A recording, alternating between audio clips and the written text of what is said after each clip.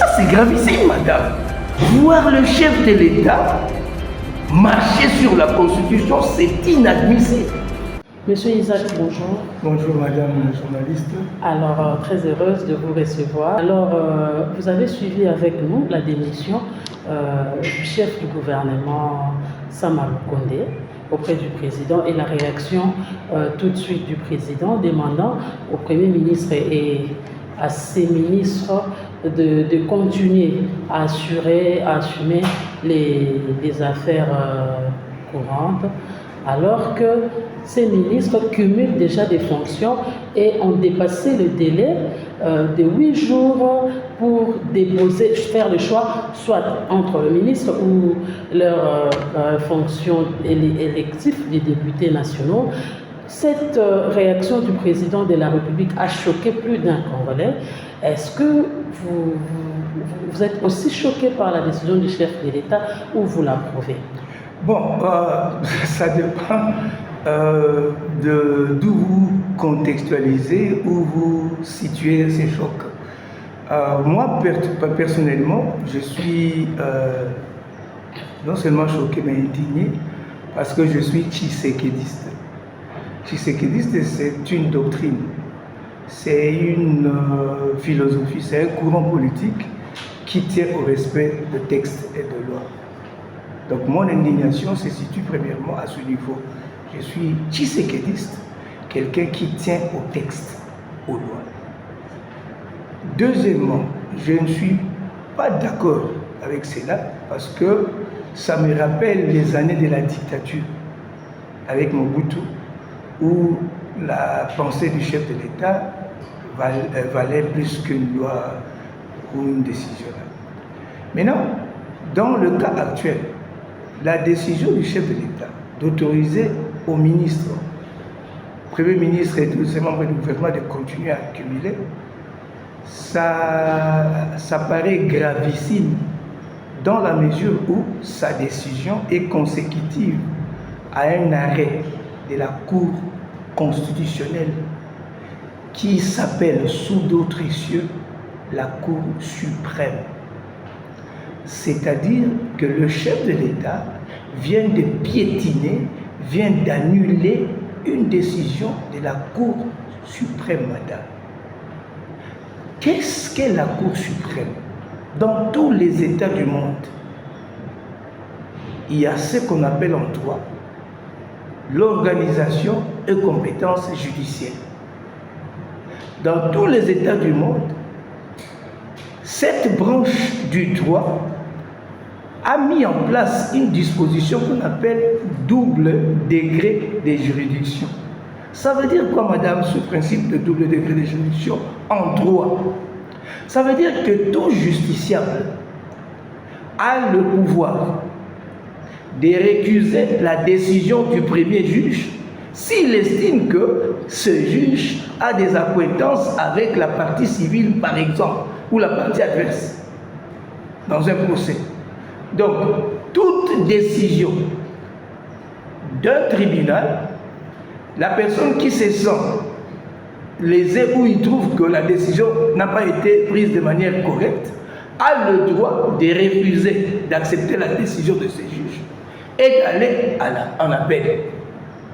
Dans le cas d'espèce... J'arrive, madame, pour que vous compreniez la gravité de la décision du chef de l'État. Il doit d'abord aller à l'appel, et à l'appel aussi, nous sommes à la deuxième instance. Quand le juge prononce sa décision, si cette personne n'est pas quand même contente, est contente plutôt, elle n'est pas satisfaite, elle peut aller alors à la dernière instance, qu'on appelle la Cour suprême. Ça, c'est de manière générale dans tous les États du monde. Et quand on va au dernier ressort, qui est la Cour suprême, le jugement ou la décision de la Cour suprême, en droit, on appelle ça les arrêts. Et en droit, on dit que les arrêts de la Cour suprême sont juridiquement inattaquables et sans appel. Ça veut dire que lorsque le premier juge vous a condamné à 5 ans, Deuxième juge dit non, c'est pas 5 ans, 3 ans. Troisième juge, vous, la dernière instance dit c'est 3 ans. Il n'y a pas une autre instance, vous irez en prison pour 3 ans, telle que la décision de la Cour suprême qu'on appelle a arrêté. Maintenant, dans notre pays, cette Cour suprême, qui investit aussi des présidents de la République partout. Vous voyez dans tous les pays du monde, quand les présidents prêtent serment, c'est cette Cour suprême qui l'investit. Mais dans notre pays, comme les kabylistes se sont crus plus intelligents que les moboutistes, ils ont trouvé que avoir une Cour suprême au pays, c'est pas bien. Ou ils ont voulu créer une nouveauté. Ils ont scindé cette Cour suprême en 3 branches autonomes, 3 juridictions séparées, autonomes. Cour constitutionnelle, Cour de cassation et Conseil d'État. Ça veut dire que les décisions de ces cours, les arrêts de ces cours sont juridiquement inattaquables et sans appel. Ça, ce sont les notions les plus élémentaires du droit que le chef de l'État est censé connaître. Je pense qu'il doit avoir des conseillers politiques, des conseillers diplomatiques, des conseillers juridiques. Mais ça, c'est gravissime, madame. Voir le chef de l'État marcher sur la Constitution, c'est inadmissible. Pour quelle raison, madame? Remarquez que Samalou Kondé, quand il avait l'intention de cumuler 2 fonctions incompatibles constitutionnellement, c'est-à-dire la fonction du député et celle du ministre, il a écrit à la Cour constitutionnelle, qui est en réalité la Cour suprême, parce que c'est cette Cour qui a investi le chef de l'État. Il écrit à cette Cour pour demander s'il peut cumuler les 2 fonctions. La Cour a rejeté sa demande. La Cour a rendu son arrêt niet. Non. On devait demeurer dans la Constitution. Vous ne pouvez pas être à la fois député et ministre. On leur a donné 8 jours pour déposer leur démission.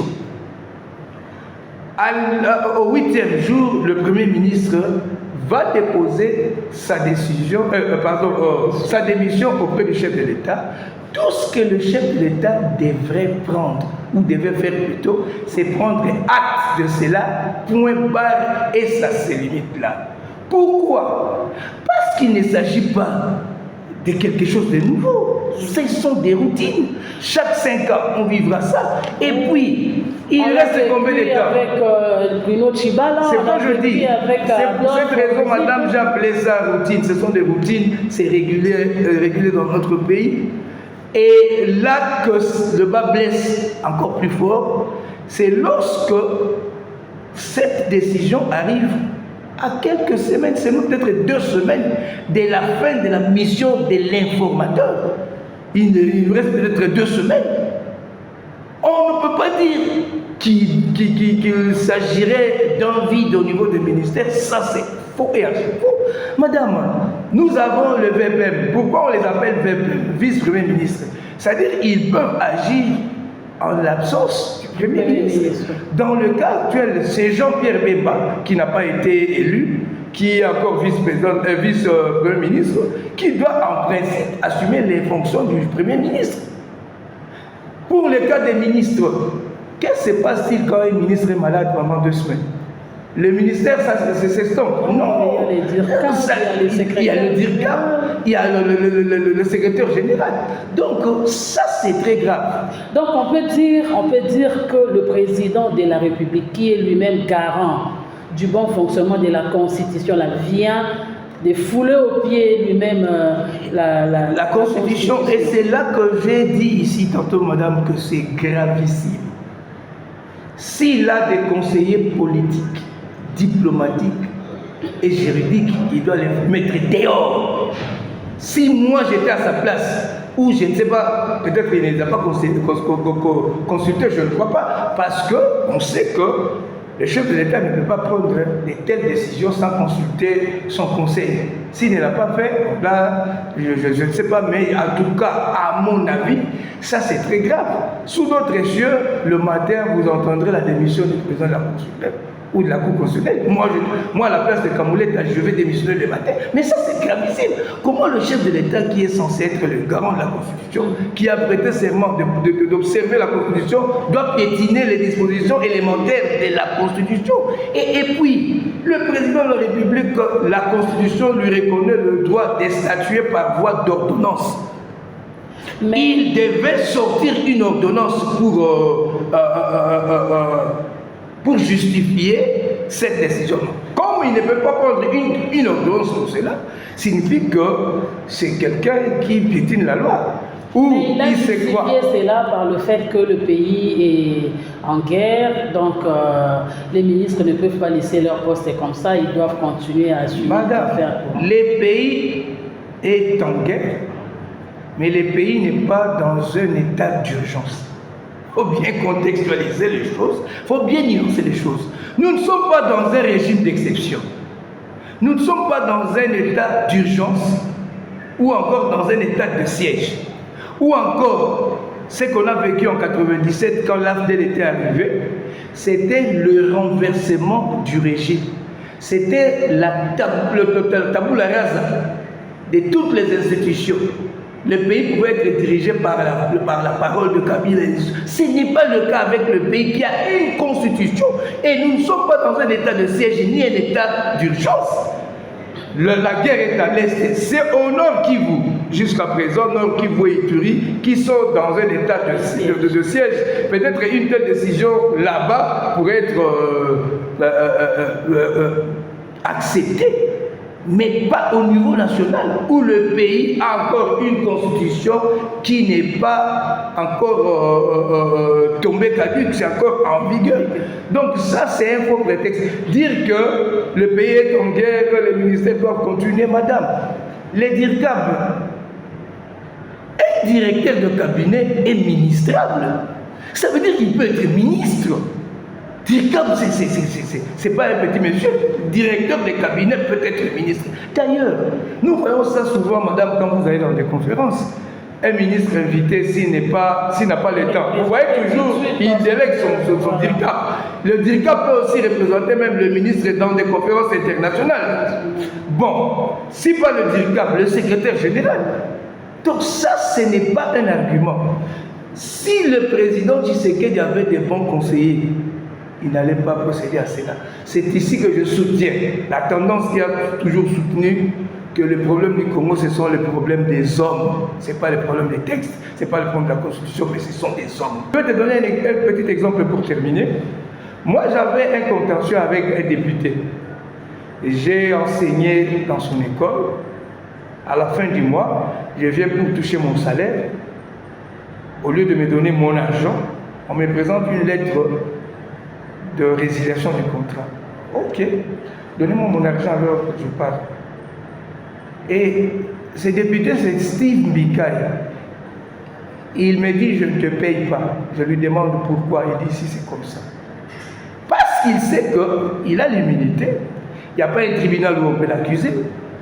Fais ce que tu veux. Il y a le corps, on dit en lingala, en salonko.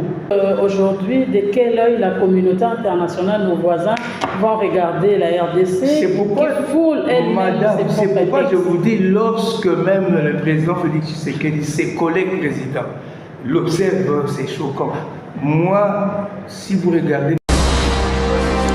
Abonnez-vous massivement à Gombo News. Il n'y a pas de qualité. Madame, là, c'est pas notre débat. Le chef de l'État vient de poser un acte gravissime. Moi, ça m'a choqué.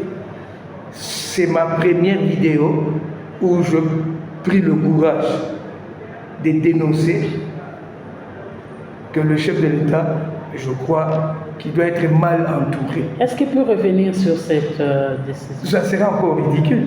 Madame, vous savez, à un certain moment dans la vie, quand on occupe certaines fonctions, il y a des choses qu'on ne peut pas faire. Déclarer quelque chose et venir après se repentir. il ne peut plus se repentir.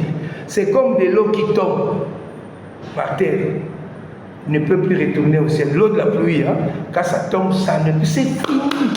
C'est une faute grave et irréparable. Il va réparer ça comment? Voilà, c'est une faute grave et qui a choqué plus d'un Congolais de voir les garants de la nation, les garants du bon fonctionnement de la République fouler lui-même au pied les textes qui régissent les pays. En tout cas, ça a choqué. Et la cour même qu'il a investi. Voilà, vraiment, ça a choqué. Ben voilà, c'était Isaac Ngwenza. Voilà, abonnez-vous massivement à votre chaîne YouTube Gombo News. Donnez-nous la force, partagez nos vidéos et laissez-nous un commentaire si vous avez aimé justement l'analyse de Monsieur Isaac Ngwenza. Bye bye.